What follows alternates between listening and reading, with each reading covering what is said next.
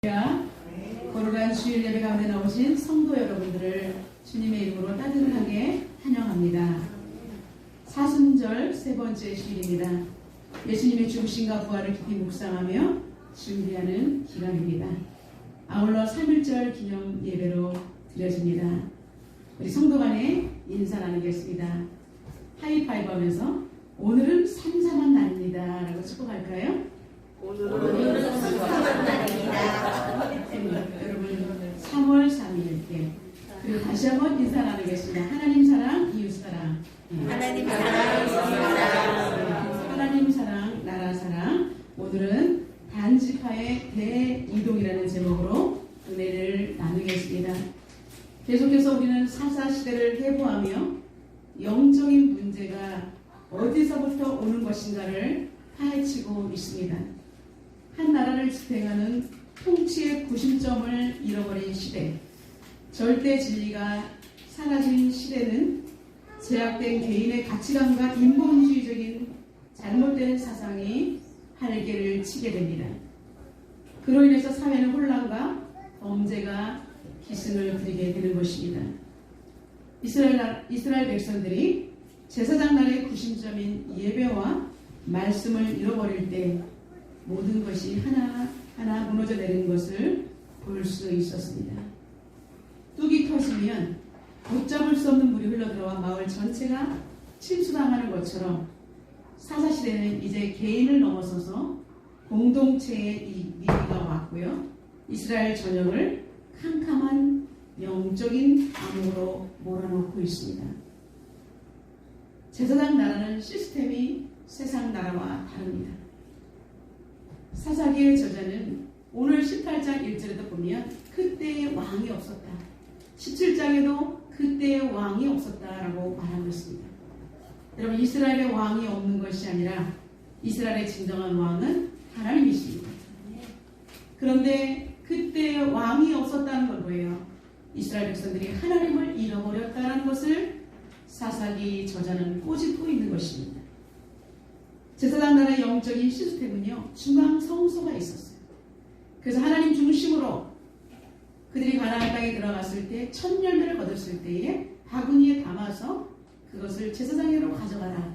거기서 하나님께 예배하고 나누어 먹는 추수감사절과 같은 아름다운 절기가 있었던 것입니다.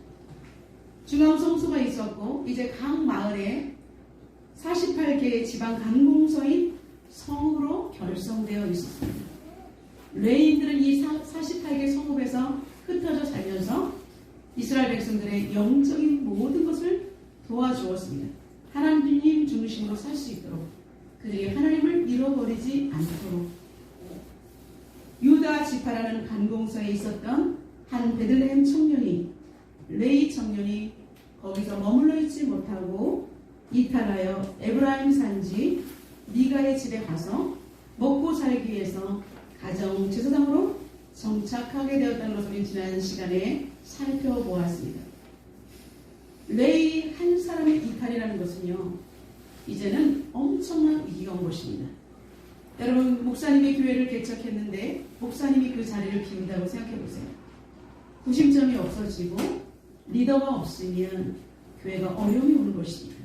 목사님이 깨어서 기도하며 성도들을 영적인 바른 길로 인도하고자 목소리를 높이며 하나님 앞에 무릎 꿇어 기도하며 눈물로 성도들을 위해서 기도할 때 그 교회는 진정한 주인은 하나님이시기 때문에 하나님께서 그 교회를 이끌어 가시는 것입니다. 이제 레위 청년은 먹을 것이 없어서 자기에 있는 그 지파를 잊지 않냐고 이탈하게 되었습니다. 개인이 이탈이 되자 이제는 여러분 어떠한 일이 생깁니까? 도미노 형상처럼 이제는 지파 전체의 이탈이 시작되었습니다.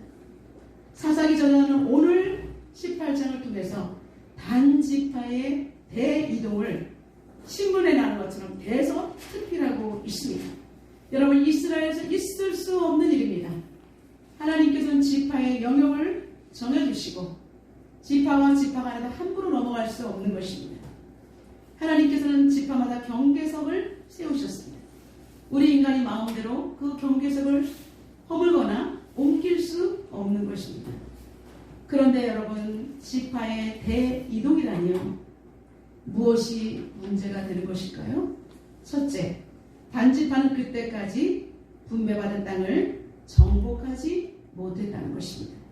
1절입니다. 그때 이스라엘의 왕이 없었고 단지파는 그때에 거주할 기업의 땅을 구하는 중이었으니 이는 그들이 이스라엘 지파 중에서 그때까지 기업을 분배받지 못하였습니다. 여러분, 단지파는 이미 여호수아 당시 베냐민과 유다 지파의 땅과 인접한 가나안 서부 산간 지역과 해변에 이르는 비옥한 땅을 분깃으로 지정받았습니다. 여러분, 땅을 받았으면 어떻게 돼요? 들어가서 정복을 해야 되는데 지금까지 땅을 기업을 분배받지 못했다는 건 뭐예요?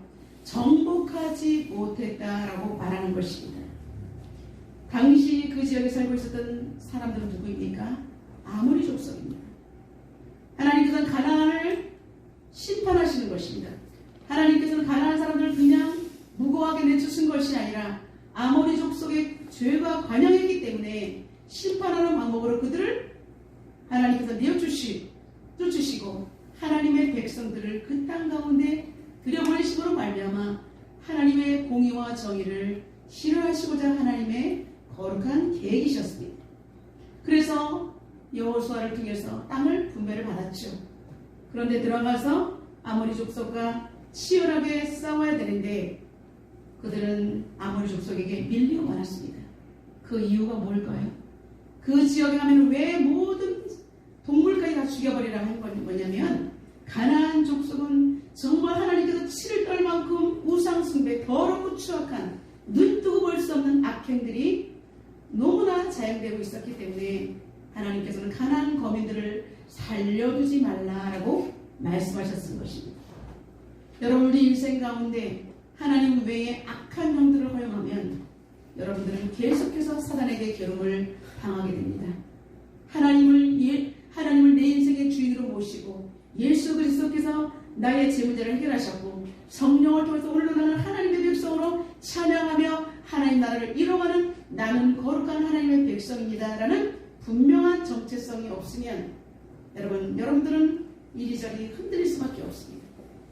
입으로는 하나님의 백성이라 하는데 삶 속에서는 굉장히 나약합니다. 세상의 방법이 치고 들어오면 흔들려서 바로 그리로 딸려가 버립니다. 여러분, 이런 사람을 하나님께서는 책임지지 않습니다. 지금 단지파의 모습이 바로 이러했던 것입니다. 그 땅에서 아모리 족속을 내어쫓지 못하기 때문에 계속해서 블레셋의 압박을 받으면서 살아왔습니다. 사사기 13장 1절에 보면 이스라엘 자손이 다시 여호와의 목전에서 악을 행하였으므로 여호와께서 그들을 40년 동안 블레셋 사람의 손에 넘겨주시니라 라고 기록되어 있습니다. 여러분, 하나님을 잃어버리면 주변 나라를 통해서 하나님께서는 우리를 깨닫게 하시는 것입니다. 여러분, 지금 이런저런 문제 속에 한가운데 있으니까 태풍의 능처럼 정말로 헤어릴 바람 속에 내가 정말 휘둘리고 있는 가운데 그러한 환경 속에 있으니까 여러분은 그때 하나님을 만나는 사인인 줄로 믿습니다. 주변에 아무리 손을 내밀어도 여러분을 도와줄 사람 없습니다. 내가 지금 너무나 괴롭고 사방에 우겨쌈을 당한 것 같은 환경이다 그러면 여러분 눈물 흘리며 신세 한탄하지 마시고 살아계신 하나님 앞에 여러분의 전 인생을 거시기를 주님의 이름으로 축원합니다. 아멘. 그러면 하나님께서 여러분들을 어떻게 구원해 내신지를 반드시 우리는 눈으로 목도할 수가 있는 것입니다.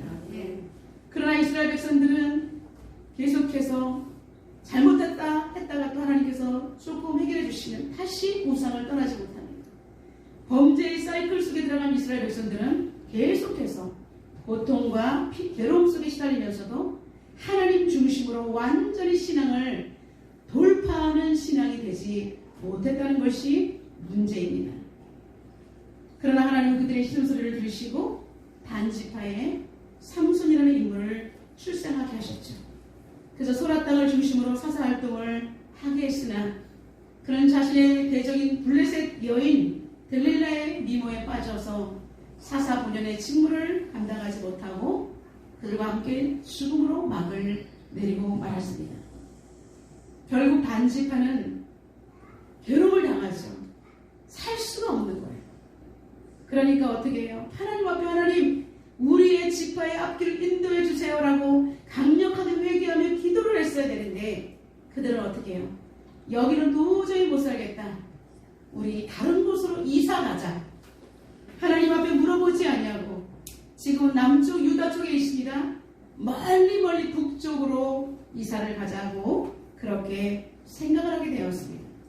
하나님의 은혜 아래 거하며 하나님의 음성 따라 살아가는 것이 아니라 하나님께서 정해주신 그 지파 안에 살지 않고 스스로 이탈하기로 자신의 생각대로 옮겨가기로 결정을 했던 것입니다. 단지파는 이제 북쪽 땅 라이스로 가기 전에 취한 행동들이 있습니다. 무엇일까요? 먼저 용맹한 5사람을 선발합니다. 그래서 라이스 땅을 정탐해 오도록 했습니다. 두 번째, 정탐꾼들은 라이스로 가는 도중에 에브라임 산지를 지나가면서 미가의 집에 하루를 유숙하게 되었습니다. 미가의 집에 들어가 보니 레이 청년이 개인 제사장으로 있는 걸 보고 깜짝 놀란 거예요. 아하, 힌트를 얻었어요. 우리도 저렇게 하면 되겠구나 라고 생각을 했습니다. 그리고 그 레이 제사장한테 물어봅니다. 지금 우리가 북쪽 라이스 땅으로 이사를 가려고 하는데 레이인한테 물어보는 거예요. 지금 우리가 가는 것 이것이 하나님 뜻이죠? 물어봐 주세요. 이렇게 레이 청년에게 물었습니다. 그러자 레이 청년은 이렇게 말합니다. 평안히 가라. 너희가 가는 길은 하나님께서 인도하실 거야. 여호와 하나님께서 너희들 앞에 있느니라 라고 번영과 축복의 메시지를 하나님의 뜻이냐 자신의 생각을 말해주었던 것입니다. 이 말을 들은 5명의 정탐꾼들은 기분 좋게 라이스 땅을 들어섰습니다. 그 라이스 땅을 이곳저곳 자세히 눈여겨보면서 정탐하게 됩니다. 여러분, 라이스는 어떤 지역입니까? 팔레스타인의 최북단인 성읍입니다. 단지파의 본거지 소라와 에스타올로부터 약 200km나 떨어진 멀리 있는 곳에 있습니다. 남쪽과 북쪽. 그래서 여러분 훗날에 보면 단에서부터 부엘세라까지라고 이야기가 나온 것은 이스라엘 전체의 지도를 말하는 것입니다. 원래 단지파는 남쪽에 있었는데 북쪽으로 이사했기 때문에 이렇게 된 것입니다. 여러분, 이 성읍은 서쪽으로는 레바논 동쪽, 그리고 레바논에 있고요. 동쪽으로는 헐몬산이 있기 때문에 천연적인 요새로서 아주 평화로운 모습으로 한 위치가 아주 좋은 곳이었어요. 라이스는 두로와 시돈 그런 인접해 있는 곳입니다. 시돈의 식민지였기 때문에 그곳은요 다른 어떤 사람들이 쳐들어올 수 없고 아주 여러분 산악지대였기 때문에 라이스에 살고 있는 사람들 보니까 너무나 한가하고 평화로워 보였던 거예요. 그래서 이곳은 너무나 좋다. 우리를 괴롭히는 블레셋과도 너무 떨어져 있고 여기는 다른 외적이 들어올 수 있는 곳이 아니고 괴롭을 당할 일이 전혀 없어. 여기에 보니까 사람들이 너무 행복하게 살고 있어. 이곳을 빼앗으면 되겠다라고 생각을 한 것입니다. 정탐을 마친 자들은 이제 자신들의 지파로 돌아왔습니다. 그리고 사람들을 모아놓고 이제 이야기합니다. 여러분, 우리가 지금 5명이 갔다 왔는데 북쪽의 라이스 땅은 너무나 좋은 땅입니다. 지금 여기서 우리는 너무나 블레셋에서 괴롭을 당했지만 그거는 외세의 침입이 전혀 없는 아주 한가롭고 평화로운 지역입니다. 그곳을 보니까 너무 행복해 보였습니다. 이제 우리가 그 땅을 우리가 살기 너무 좋으니 그 땅을 가서 우리가 치러 올라갑시다 라고 선동을 합니다. 여러분, 하나님의 사람이 이렇게 해서는 안 되는 것입니다. 불량배와 같은 삶을 살아서는 안 되는 거죠.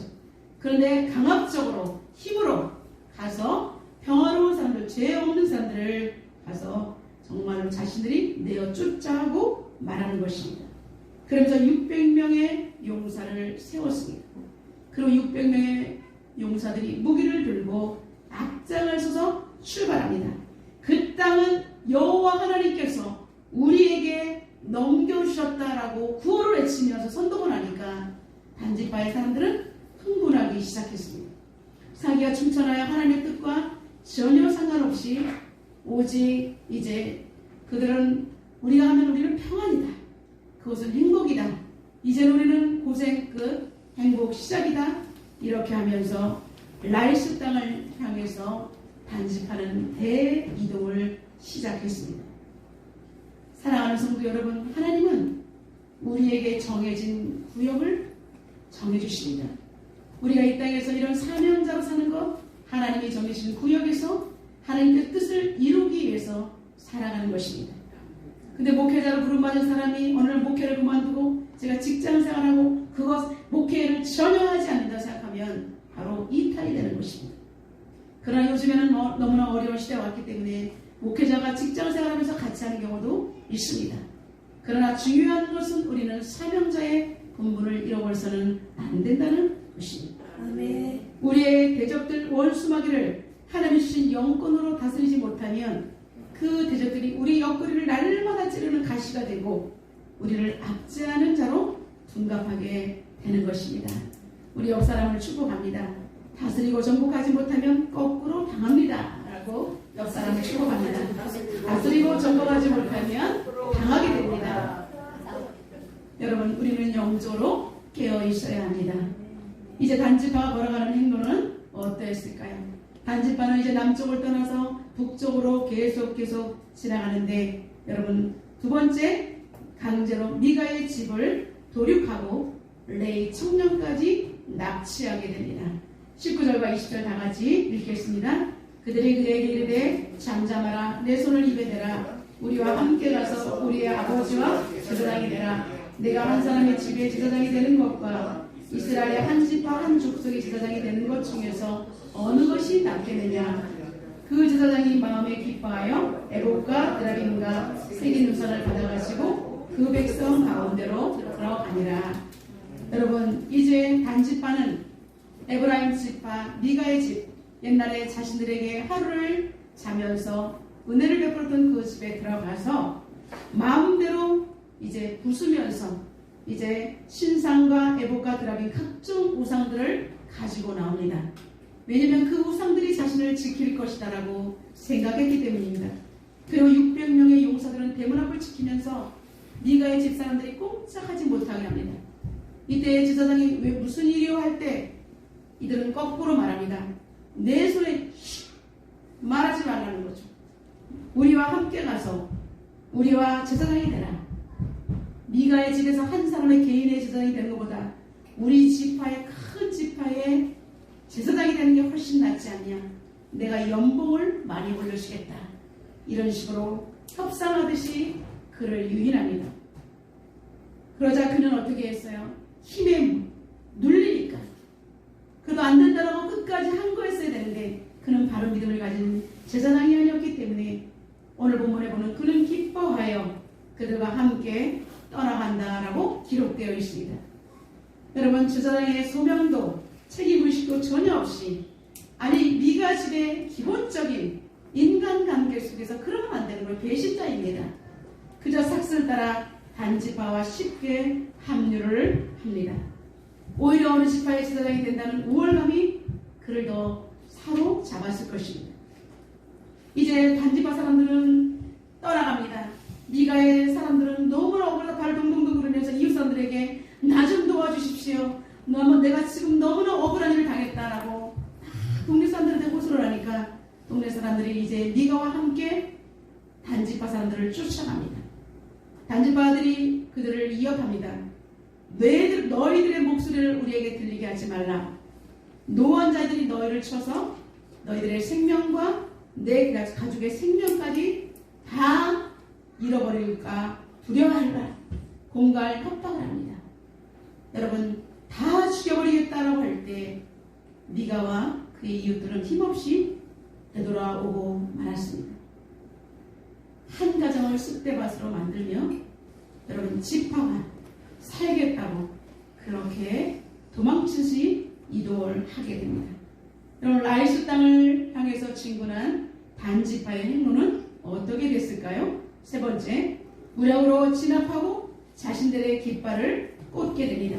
그들은 미가의 집을 쑥대밭으로 만들고 라이스 땅에 들어와서도 라이스의 평화로운 사람들, 아무런 걱정 근심 없이 사는 평화로운 마을에 무기도 없는 그들에게 강제로 사륙하고 도륙하면서 무력으로 진압하고 그곳에 단지파의 깃발을 꽂았다는 것입니다. 자손이 미가가 만든 것과 그 제사장을 취하여 라이스에 이르러 한가하고 걱정 없이 사는 백성을 만나 칼날로 그들을 치며 성읍을 불사르되 단 자손이 자기를 위하여 새긴 신상을 세웠고 모세의 손자요 게르솜의 아들인 요나단과 그의 자손은 단지파의 제사장이 되어 그 땅 백성이 사로잡히는 날까지 이르렀더라 라고 기록되어 있습니다.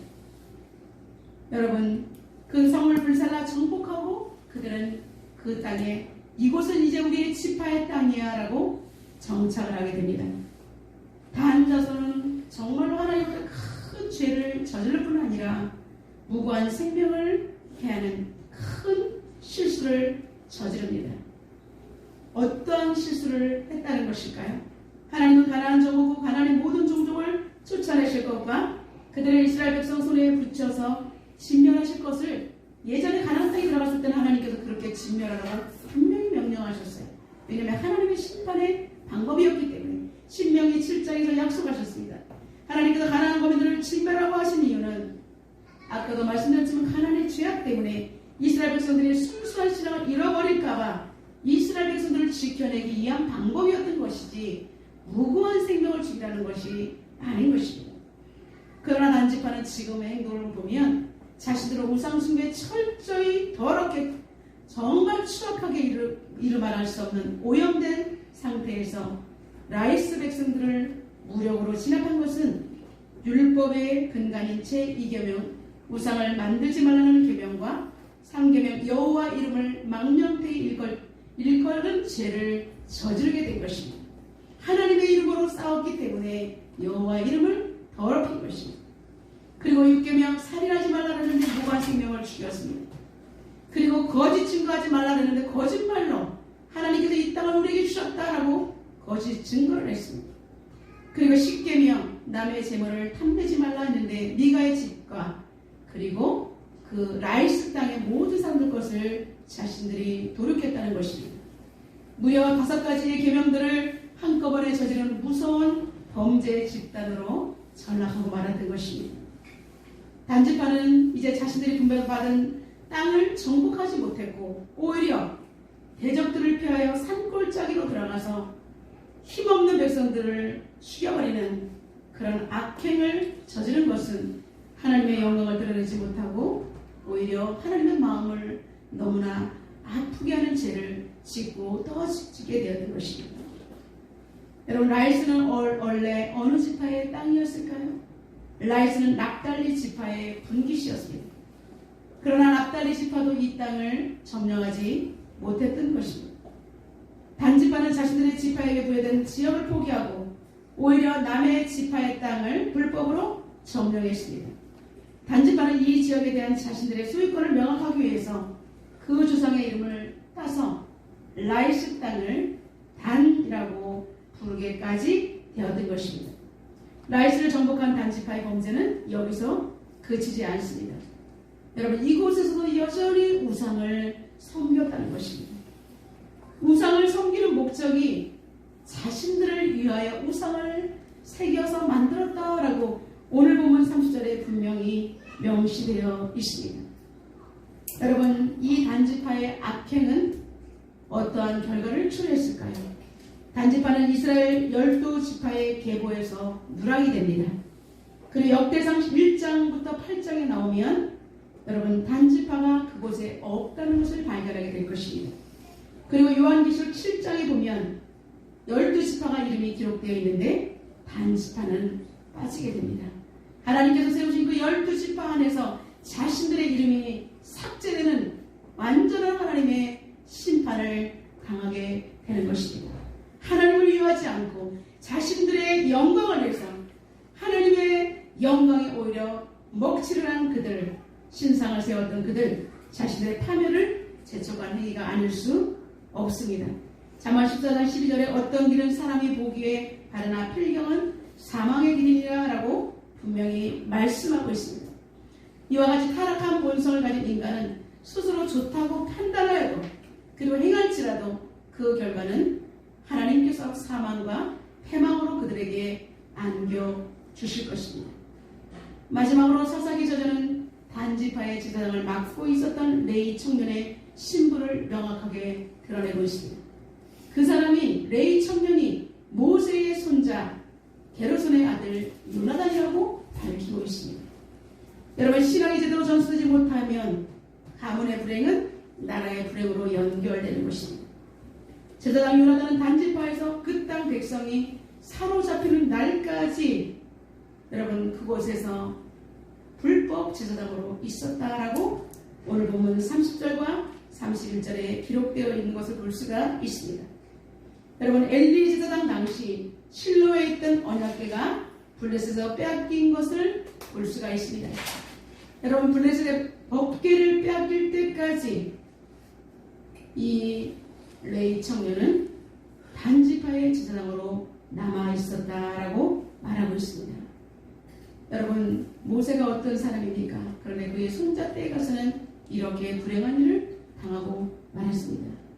그러나 성경에 이방인이었지만 철저하게 그는 희생자였지만 하나님의 말씀 붙들고 공동체에 본이 된 사람이 있습니다. 하나님 그의 인생을 놀라운 축복으로 갚아주셨습니다. 오직 여분의 아들 갈렙은 온전히 여호와를 순종하였은즉 그는 그것을 볼 것이요 그가 밟은 땅을 내가 그와 그의 자손에게 주리라. 신명기 1장 36절의 말씀입니다. 자신은 다 내어주고 나의 험난한 산악지대를 달라고 그렇게 오히려 다른 지파에게 허용하고 먼저 앞서서 희생했던 이방인 갈렙에게 하나님께서는 온전히 여호와를 순종하는 그에게 그가 밟은 땅을 그와 그 자손에게 주겠다라고 말씀하고 있습니다. 사랑하는 성도 여러분, 하나님을 불신하면 있는 것도 빼앗깁니다. 그리고 쫓아오는 자가 없어서 스스로 도망자가 됩니다. 그러나 하나님을 신뢰하는 자에게는 모든 것을 책임져 주시는 줄로 믿습니다. 아멘. 1938년 9월 9일 평양 서문교회에 있었던 일입니다. 188명의 총대들이 모여 제27회 장로회 총회를 열고 있었습니다. 방청객들이 들어오지 못하게 금지된 이날 각 총대 곁에는 일본 형사가 붙어 앉아서 삼엄한 분위기를 조성했습니다. 결국 심사는 종교가 아니므로 참배하는 것은 교리에 입에되지 않는다 라면서 심사 참배를 결의하게 된 것입니다. 당시에 총회에 참석했던 블레어 선교사는 이것은 불법이요 라고 이의를 제기했으나 묵살당한 채 목사님들은 힘이 없었기 때문에 심사 참배가 일본에 의해서 결의되고 말았습니다. 이제 한국교회는 심사 참배하는 것이 합법이라고 통과된 것입니다. 일본 경찰들은 사전에 이렇게 말했습니다. 총대들에게 총회에 참석하면 심사 참배는 죄가 아니라는 것에 동의를 하라고 먼저 말을 했습니다. 두 번째, 심사 참배 문제가 상정되면 만약에 통과되면 침묵을 하라. 이의를 제기하지 말라. 세 번째, 그렇지 않으면 정말 초대를 총대에서도 못 나오고 초대에 나오지 말고 출석하지 말라는 거죠. 총대를 사퇴하고 나오지 말라고 이렇게 세 가지의 조건을 이야기해서 강요를 했습니다. 그 다음날 1938년 9월 10일 오전 10시 30분 평양경찰서장의 각본대로 신사 참배는 가결되고 말았습니다. 총회가 힘이 없어 우상 숭배를 허용하고 말았던 것입니다. 여러분, 형태와 형식이 어떻든 우상 숭배는 하나님이 가증히 여기시는 것입니다. 이후 목숨 걸고 신사 참배에 반대하는 목사님들은 감옥에 갇히게 되고 순교당하게 됩니다. 대표적인 목사님이 주기철 목사님과 같은 믿음의 선진들입니다. 여러분의 목에 칼이 들어와도 여러분 하나님을 불신하지 말고 오직 하나님을 온전히 붙드는 그러한 믿음 되기를 주님의 이름으로 간곡히 부탁합니다. 어떤 할머니가 오랫동안 불교를 믿던 할머니가 예수님을 믿고 영접이 되었습니다. 기도를 하는데 손을 싹싹 들면서 기도하고 예수님의 이름으로 기도합니다. 나무와 비탑을 이렇게 기도합니다. 옆에 있던 젊은이가 깜짝 놀라서 할머니 기도를 그렇게 하시면 어떡해요? 이렇게 하니까 그 할머니가 말합니다. 예수님이 들어주시든 부처님이 들어주시든 둘 중에 한 분이 기도를 들어주시면 되지 뭐가 잘못됐다는 건가? 여러분 우스갯소리로 들리겠지만 많은 사람들이 하나님과 겸하여 섬기는 우상들이 참으로 많습니다. 여러분 안에는 어떠한 우상들이 존재하고 있습니까?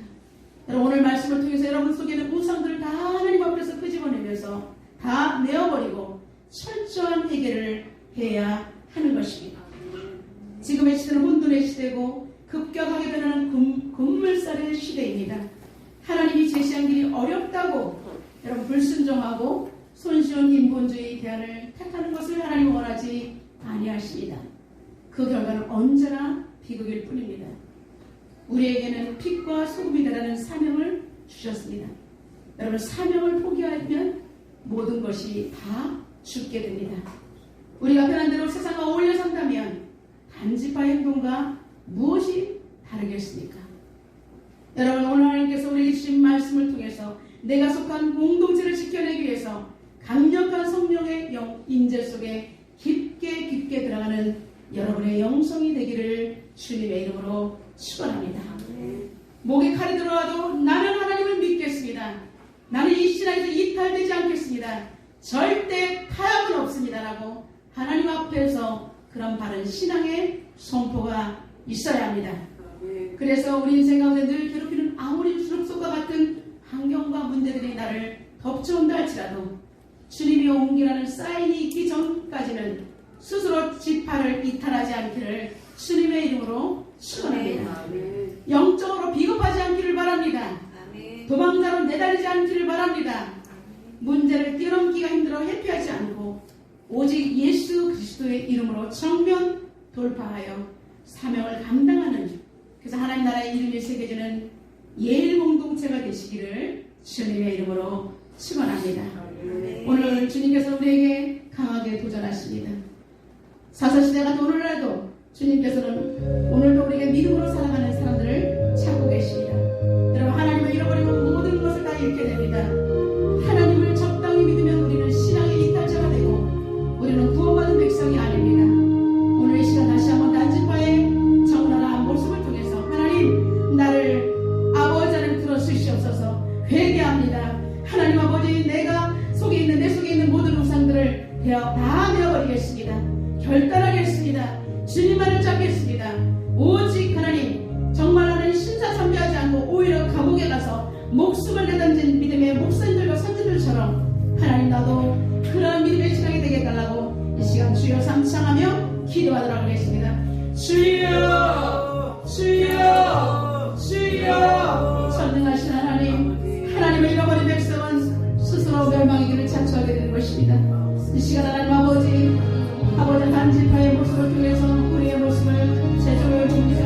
하나님 아버지 하나님께서는 정말 하나님 예수님을 이 땅에 보내주시고 십자가의 피와 눈물과 모든 하나님 아버지 물과 피를 쏟게 하시며 우리를 구원해 주셨는데 하나님 복음의 소식이 희미해지고 내가 구원받은 백성인지도 알지 못하고 세상 문화의 군불서 속에 하나님 아버지는 빠져들어가고 우리의 영혼까지 잠시나가는 아버지는 안타까운 한성 속에 살아가고 있습니다.